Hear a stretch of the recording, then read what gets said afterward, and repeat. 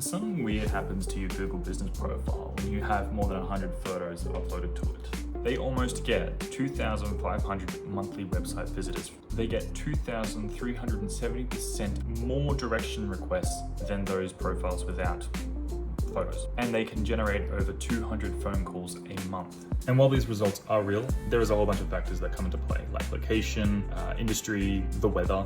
You don't want to upload just any photos, especially AI-generated ones with local businesses. You want to be authentic. You want to show your work before and afters, your team, your business location, inside and outside storefront as well. The more genuine and the more local, the better.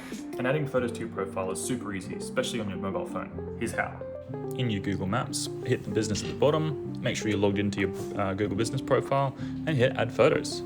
Select the photo and done. That is it. Do that 99 more times. And if you would like some help with this, I do have a local leads surge package that will include the 100 photos, the weekly postings, profile optimization, review strategy, and much more, all to help you rank locally. If that's of interest, check the description for details.